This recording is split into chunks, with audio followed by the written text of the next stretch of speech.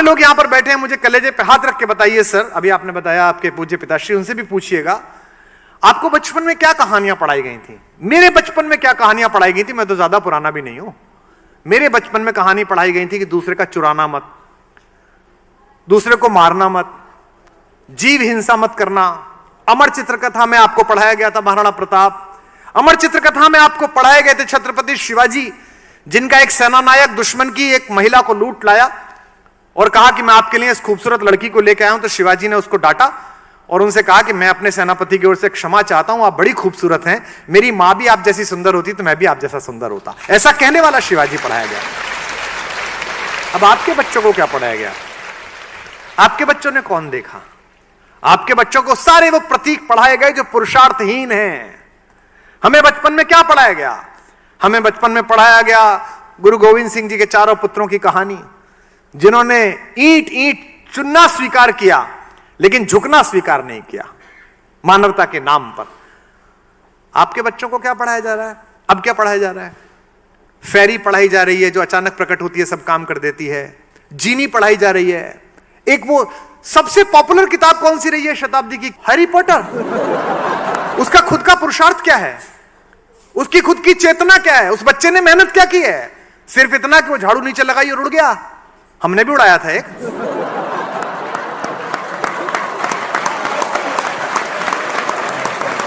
उसमें तो फिर भी पुरुषार्थ था, गली गली मेहनत की थी, भाषण दिए थे, रैलियां की थी। ये तो बिना पुरुषार्थ का हैरी पॉटर। और सीरीज पे सीरीज। लगा अगर गेहूं में कीड़ा बाहर से मंगवाओगे, लगा अगर गेहूं में कीड़ा बाहर से मंगवाओगे, घुना हुआ चारित्र देश का इसे कहां से लाओगे?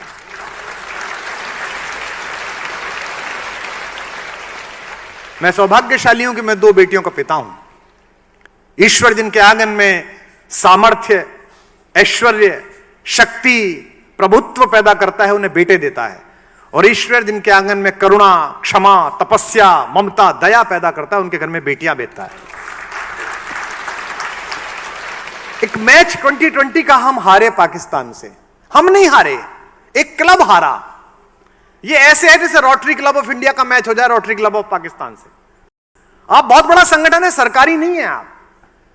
आप देश की अस्मिता को वहन करते हैं, पर आप देश की अस्मिता नहीं है। You are not authorise for that. एक क्लब हार गया। एक बहुत खूबसूरत लड़की और एक बहुत खूबसूरत लड़का हिंदुस्तान का, जो अपनी टैलेंट के बल पर यहां पहुंचे हैं, विराट कोहली और अनुष्का। वो कोई बड़े बाप के घर में पैदा नहीं हुए दोनों बच्चे। उन दोनों ने अपने क्षेत्रों में मेहनत की है। एक ने अभिनय में मेहनत की है, एक ने पिच पर पसीना बहाया है। उन दोनों के संयोग से एक बच्ची पैदा हुई है। उस बच्ची के लिए थ्रेट देता है एक लड़का।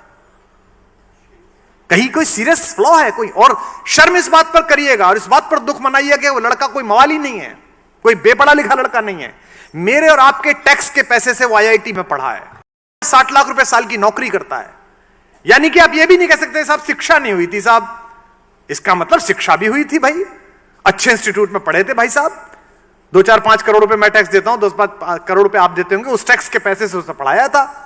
मैच हार गई अगर टीम, तो आप बच्ची का फोटो लगा के थ्रेट दे रहे हैं। इसका मतलब यह है कि आत्मा के खाने में कहीं प्रॉब्लम है। राजनीति से उम्मीद मत करिएगा, वो विश्व में सदा ही ऐसी रही है। वो मनुष्यों का प्रयोग अपनी शक्ति के लिए करती रही है। और मैं मानक रूप से कह सकता हूं, I am on authorise person to say this. I have gone through this. कहना आसान है, ईमानदार की क्या परिभाषा है? जिसे बेईमानी का अवसर मिला उसने ना किया हो।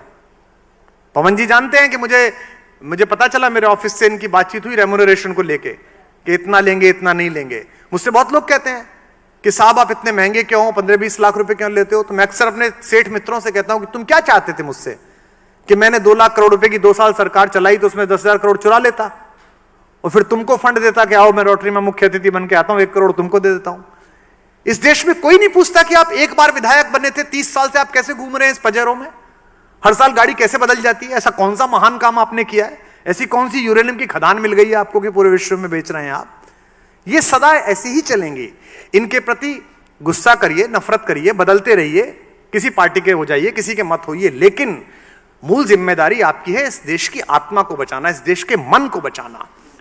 वो जो मन था जो गांव की लड़की को अपनी लड़की मानता था, वो जो मन था कि जो चींटी को आटा खिलाता था, वो जो मन था कि जिसके दरवाजे पर आकर गाय सिर मारती थी और खाना बनाती हुई आपकी मां कहती थी लाली गैया आ गई जरा रोटी दिया, वो मन कहां चला गया? वो थोड़ा बहुत बचा है तो फेसबुक पे पड़ा है, नेकी कर फेसबुक पे डाल, अपने कस्बों में करें। अभी समस्या क्या हो गई है? धर्म का मतलब, अध्यात्म का मतलब, गीता का, रामायण का, वेद का मतलब बुजुर्ग लोग, बूढ़े लोग, उनको धर्म की इतनी आवश्यकता नहीं है, क्योंकि धर्म को अप्लाई जिस फील्ड में करोगे वो तो जवान को चाहिए, वो तो युवा आदमी को चाहिए। तो आप सबके इस फाउंडेशन में नींव जो आपने कार्यक्रम रखा है, इसकी नींव में मनुष्यता का और भारतीयता का जल मिलाइए। जैसे नींव में नीचे जब घर में नींव पूजन होता है तो वो छोटा सा कछुआ रखा जाता है ना, चांदी का, एक सांप रखा जाता है, पंडित जी कहते हैं। तो इसके नीचे भी जो आप अपनी फाउंडेशन बना रहे हैं और जो लोगों की फाउंडेशन आप बनाने तैयार करेंगे, मैं आपको इनवाइट करता हूं और आपको बता दूं, अगर केवल 10 साल कोशिश कर ली, 20 साल कोशिश कर ली, तो मैं दावे के साथ कह सकता हूं कि अगर 19वीं शताब्दी इंग्लैंड की थी, 20वीं शताब्दी अमेरिका की थी, और हम लोगों ने 25 साल मेहनत कर ली, तो अगली 4-5 शताब्दियां हिंदुस्तान की होने वाली है, भारत की होने वाली है। क्योंकि सपने जीने वाला देश है, युवाओं का देश है, चिंता करने वाला देश है। अब तो साइंस भी कहती है कि लॉजिक और मैथमेटिक्स ब्रेन की जिस सेल से एक्टिवेट होते हैं, उसके लिए बेस्ट एटमॉस्फेयर इंडिया में है। इसलिए वो क्या कह रहे हैं आपसे, स्कूलों में से मैथमेटिक्स हटा दीजिए। मैं एक सूचना आपको और दे दूं चलते चलते, अभी मैंने पहली क्लास से लेके 8वीं क्लास तक की हिंदी की किताब लिखी, तो कुछ ज्ञानियों ने मुझे कहा कि आपने 8 किताबें लिखी, इतनी मेहनत करी क्यों की? इससे तो आप कोई और किताब लिखते, रॉयल्टी में 5 करोड़ 10 करोड़ रुपए मिलते, इसमें तो कुछ मिलेगा नहीं, स्कूलों में भेजेंगे इनको। मैंने इसलिए वो किताबें तैयार की और इसलिए लिखी कि मैं किताब देख रहा था, बच्चे को कविता सिखाई जा रही थी, 10 साल की छोकरी लिए आम की टोकरी। Have you heard that? देती नहीं आम है, बताती नहीं दाम है। एक छोटे बच्चे को आप सिखा रहे हैं कि लड़की को छोकरी कहा जाता है। एक बुढ़िया का फोटो था, उस पर लिखा था कि बुढ़िया दादी दिन भर बकबक करती, काम नहीं है कुछ भी करती दादी। आप क्या सिखाना है? फिर उसके बच्चे भी इस दिन आपके लिए कहेंगे कि दादी दिन भर बकबक करती, फिर आप कहेंगे बच्चों को कुछ सिखाया नहीं है, क्योंकि आत्मा का इंटेक ही दूषित कर दिया।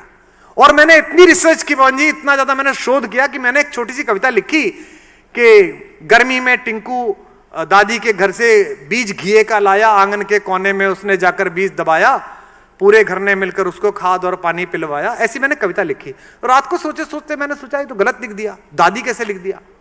अगर टिंकू दादी के घर गर्मियों की छुट्टी में जा रहा है, इसका मतलब दादी कहीं और रहती है और टिंकू मम्मी पापा के साथ कहीं और रहता है, ये तो गलत संदेश है।